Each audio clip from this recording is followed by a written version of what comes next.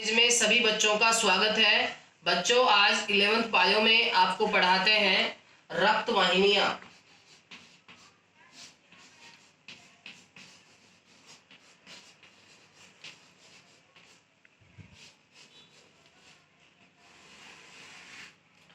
सबसे ही पता चल रहा है बच्चों, रक्त वाहिनियां मतलब वे नलिकाएं जिनके अंदर रक्त बहता है, रक्त का प्रवाह होता है, अर्थात शरीर में रक्त को पहुंचाती हैं, शरीर से रक्त को लाती हैं, उन्हें हम रक्त वाहिनियां कहते हैं। मतलब वे नलिकाएं जिनके अंदर रक्त बहता है, रक्त का प्रवाह होता है, उन्हें हम रक्त वाहिनियां कहते हैं। ध्यान रखना है बच्चों, रक्त वाहिनियां मुख्य रूप से 3 प्रकार की होती हैं। कौन कौन सी? धमनी, नंबर 2 ध्यान रखना है बच्चों सिरा, और तीसरा है केशिकाएं।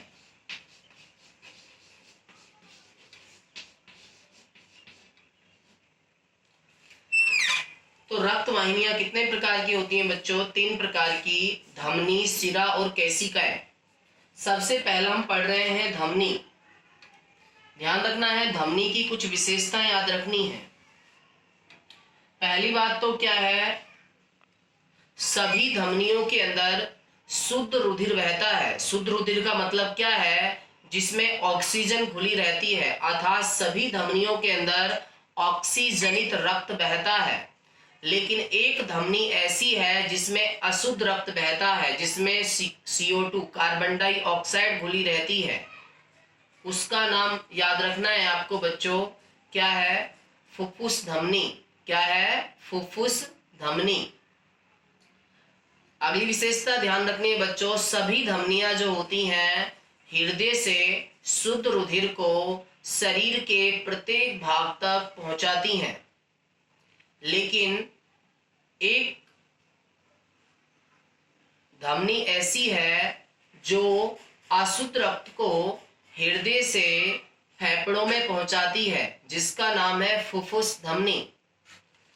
अब आती है बच्चों दीवार के बारे में पता लगाते हैं। सभी धमनियों की जो दीवार होती है वो मोटी होती है, जैसे आपको ये दिखाई दे रहे हैं। जैसे आप मुट्ठी बंद कर कर देखते हैं तो आपको टाइट टाइट सीधा नसें दिखाई देती हैं।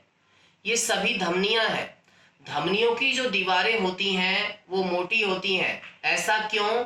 क्योंकि धमनियों के अंदर जो रक्त बहता है वो बहुत ही तेज गति से बहता है, तीव्रता से बहता है। इसलिए ये फट नहीं जाए, क्योंकि इन पर रुधिर का अधिक दाब लगता है, ब्लड प्रेशर इनमें अधिक होता है, इसलिए ये फट नहीं जाए। इसलिए इनकी दीवार कैसी होती है बच्चों? मोटी होती हैं। इनके अंदर कोई वाल्व या कपाट नहीं पाए जाते। ऐसा क्यों? क्योंकि इनके अंदर रुधिर बहुत तेज गति से बहता है, रुधिर के रुकने का या वापस आने का कोई खतरा नहीं रहता है, इसलिए इनके अंदर किसी भी प्रकार के वाल्व या कपाट नहीं पाए जाते हैं। अगली बात होती है बच्चों, ये शरीर की गहराई में पाई जाती हैं। कहाँ पाई जाती हैं बच्चों? शरीर की गहराई में पाई जाती हैं, बाहर से दिखाई नहीं देती हैं। हल्के गुलाबी रंग की होती हैं। कैसी होती हैं बच्चों? हल्के गुलाबी रंग की होती हैं। उसके बाद ध्यान रखना है, आपने सुना होगा बीपी का नाम, ब्लड प्रेशर, रक्तदाब। धमनियों के अंदर ही रक्तदाब को मापा जाता है। जैसे कि आपने सुना होगा किसी का रक्तदाब बढ़ जाता है, किसी का घट जाता है। तो रक्तदाब का जो मापन होता है वो धमनियों के अंदर ही होता है। और रक्तदाब को मापने वाले यंत्र का नाम जानते ही हो आप, रक्तदाब मापी या रक्तचाप मापी, स्फाइगनोमैनोमीटर, जो कि एक तरह से रक्तदाब का मापन करता है। उसके बाद ध्यान रखना है बच्चों, जैसे हमारे बुखार हो जाता है, हम डॉक्टर के पास जाते हैं, डॉक्टर हमारी नब्ज को देखता है। तो नब्ज का मतलब यहाँ पर, नस का मतलब यहाँ पर क्या है बच्चों? धमनी ही है। वो हमारी धमनी को पकड़कर देखता है यदि धमनी में तेज धड़कन बढ़ रही है, धमनी तेज तरीके से धड़क रही है, धड़कने का मतलब रक्त अधिक दाब लगा रहा है, तो डेफिनेट आपका रक्त का दाब बढ़ा हुआ है। तो तापमान बढ़ने पर भी रक्त दाब बढ़ जाता है, इसलिए बुखार होने पर धमनी के अंदर रक्त का दाब बढ़ जाता है। तो बुखार का पता भी रक्त दाब के द्वारा लगाया जा सकता है, जिसे धमनी को पकड़ कर देखते हैं, जिससे डॉक्टर पता लगा लेता है कि आपके अंदर रक्त का दाब बढ़ा हुआ है, आपके अंदर बुखार है। उसके बाद है बच्चों, दूसरी है सिराएं या सिरा कह लो। सिरा का मतलब क्या है? सभी सिराओं के अंदर अशुद्ध रक्त बहता है। अशुद्ध रक्त का मतलब जिसमें ऑक्सीजन घुली नहीं रहती, जिसमें CO2 घुली रहती है, जिसको अनॉक्सीजनित रक्त भी कहते हैं।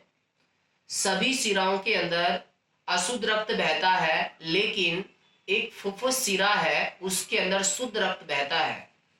दूसरी बात क्या है बच्चों?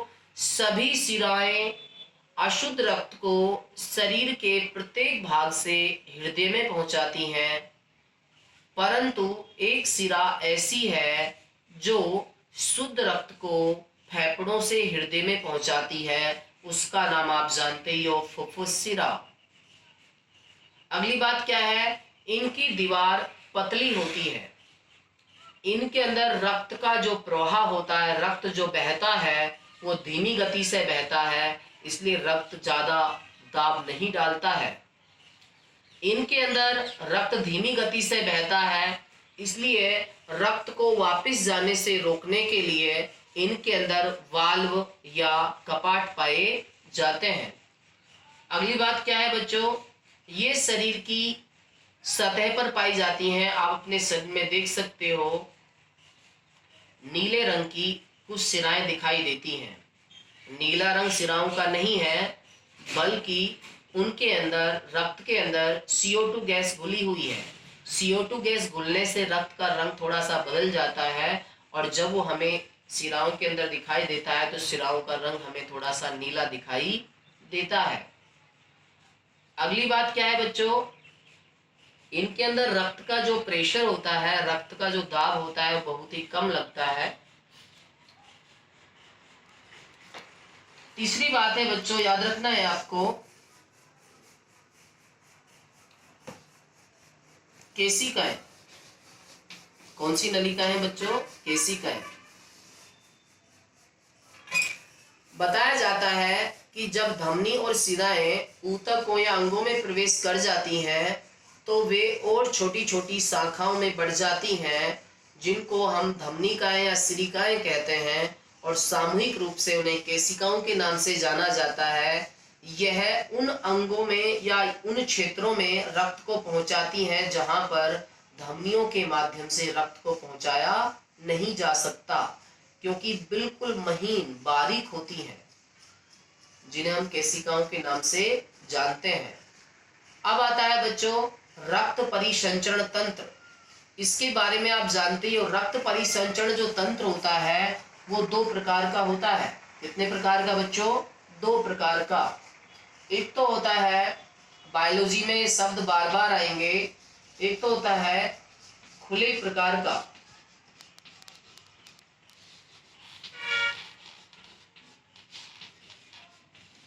रक्त परिसंचरण तंत्र। एक होता है बंद प्रकार का। रक्त परिसंचरण तंत्र 2 प्रकार का होता है, खुले प्रकार का रक्त परिसंचरण तंत्र, और दूसरा क्या है बच्चों? बंद प्रकार का रक्त परिसंचरण तंत्र। खुले प्रकार का रक्त परिसंचरण तंत्र का मतलब क्या है?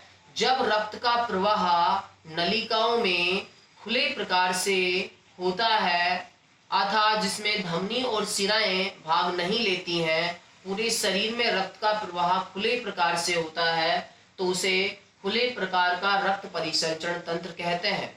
मतलब इसमें किसी भी प्रकार की रक्त वाहिनियां भाग नहीं लेती, मतलब पूरे शरीर में रक्त बिना नलिकाओं की सहायता से फैला रहता है या बहता रहता है। इस प्रकार का रक्त परिसंचरण तंत्र कीटों के अंदर पाया जाता है। यदि हम कीटों को देखते हैं तो उनके अंदर, हम शरीर के अंदर रक्त को देख सकते हैं। ऐसा क्यों? क्योंकि उनमें रक्त का प्रवाह नलिकाओं में नहीं होकर खुले प्रकार से होता है। दूसरा है बंद प्रकार का परिसंचरण तंत्र। इसमें रक्त का प्रवाह खुले प्रकार से न होकर बंद प्रकार से होता है, अर्थात रक्त का जो प्रवाह होता है वो नलिकाओं के अंदर होता है। इसमें रक्त वाहिनिकाएं भाग लेती हैं। अभी हमने थोड़ी देर पहले आपको बताया था, शिरा और शिरिकाएं, धमनी और धमनिकाएं भाग लेती हैं, इसलिए इसे बंद प्रकार का रक्त परिसंचरण तंत्र कहते हैं। याद रखना है बच्चों, इस प्रकार का रक्त परिसंचरण तंत्र ज्यादातर स्तनियों में पाया जाता है। इसमें मनुष्य भी शामिल होता है। जैसे हम मुंह को खोलकर देखते हैं तो हमारे मुंह के अंदर रक्त दिखाई नहीं दे रहा। ऐसा क्यों?